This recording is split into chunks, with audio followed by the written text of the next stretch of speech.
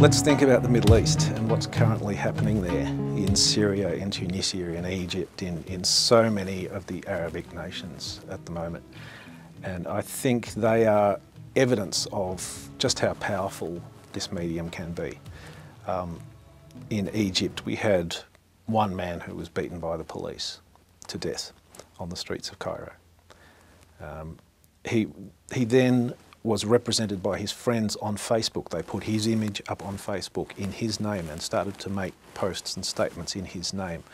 The image they used was his battered face that had been photographed and put up there, and this went viral in the Egyptian population. They were so outraged at what had happened that through Facebook it went viral. They then posted a single Facebook event which attracted 80,000 people to accept and meet in the city square. This then, 3 weeks later, toppled the government. I mean, if you stop and think about the scale of this and how massively it can work and how quickly it can work, this is a new era. This is a very powerful and new era, and I think governments around the world are taking a great deal of notice. This is how quickly social media can change society.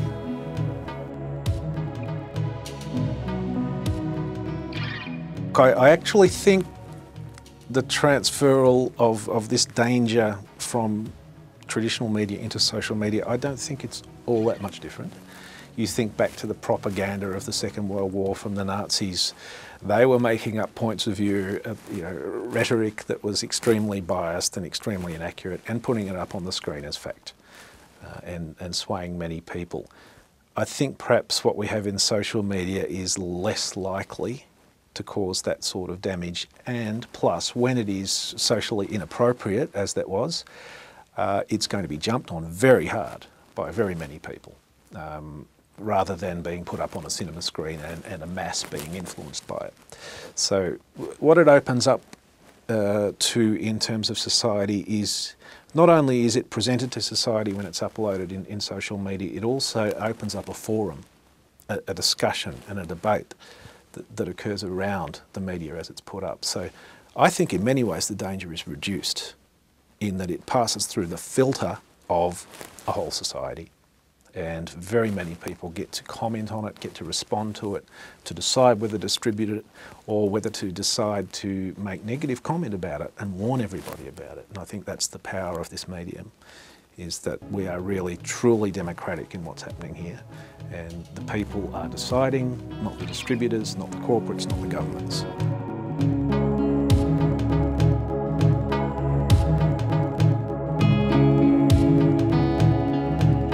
Documentary makers can use this in a number of ways. Firstly, to spread the word and market the fact that their documentary exists, which is probably one of the biggest problems for documentary makers that are not heavily funded as Hollywood blockbuster films are.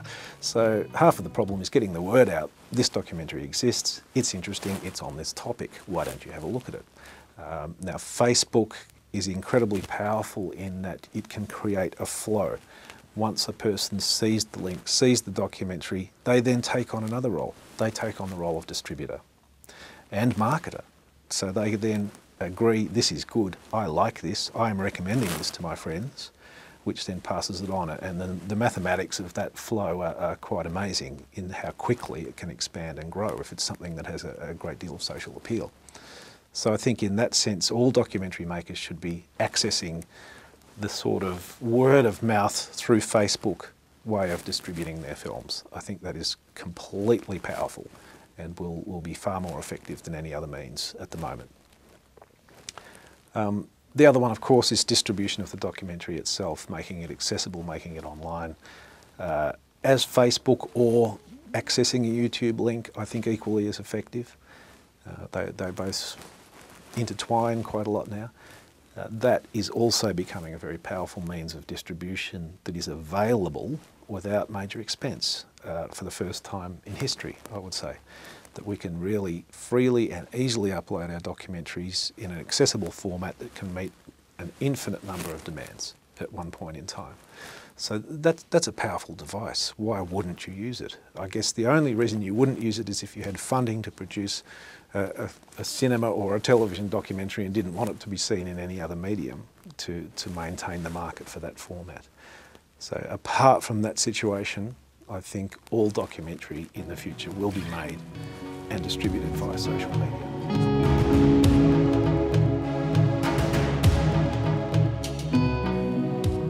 I think it was very locked down by institutional interests and corporate interests and government interests. We are seeing a massive democratisation of visual media. There is not anything like the levels of control that have been foisted on the population for the last 50, 100 years. So that in the past there were all sorts of questions asked about visual media before they would be distributed, such as who is this going to appeal to? What is its target market? How relevant is it? And people were applying their values to what they thought should be distributed. But now the viewer is becoming the user, is becoming the distributor. They are making the decisions themselves. They are deciding to put it up. Other viewers are then deciding whether this is worth viewing for themselves. No one is mediating that process, which I think is a very positive thing. Across the board with social media, with the whole iPhone distribution world, I refer to it as that because I think that's where it's all heading more and more. The danger is lack of depth. Inadequate content. There is a tendency for things to become light and shallow and easily accessible, which is very much in line with postmodern theory, that that documentary as an art form is actually becoming of less significance in its message because it's in smaller chunks. It's to be easily digested, to have its popularity. So many of the problems we came across with traditional media will become evident with this also, that the neighbours and home and aways of this world will become very popular in the documentary sense too. The light, fluffy, enjoyable, easy things to watch will be the ones that get the majority of clicks, will be the ones that get the majority of audience. However, there's always going to be a cult audience for things that are of greater depth and greater substance or of particular fields of interest to people. So I don't think we need to despair about that, but there will always be this very popular media area, and that will happen again in social media. Already exists. Alongside will exist these boutique markets where now, because we have a worldwide market, that boutique market will still be large enough to support itself.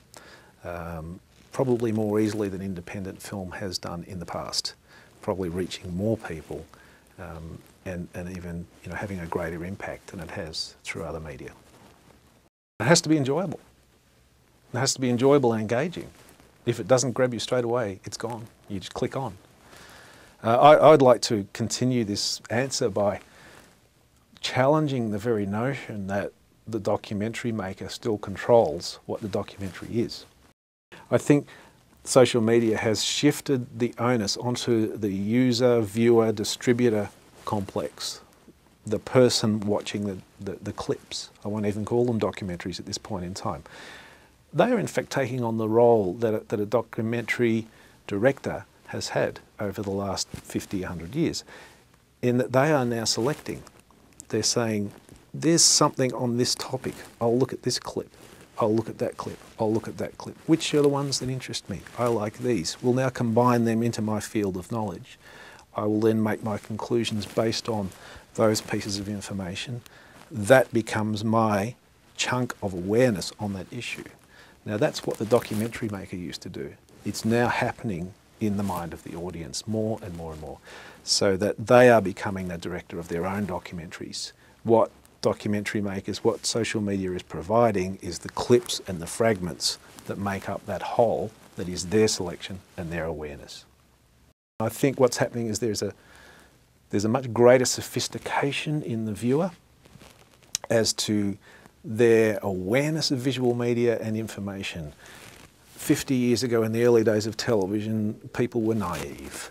They viewed visual media up on some pedestal, and what they were presented with was the truth. and they accepted that.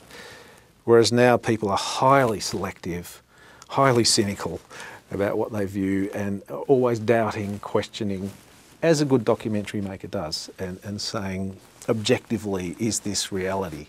What is this that I'm viewing? How much credibility does this have? And that's now happening in the mind of the viewer.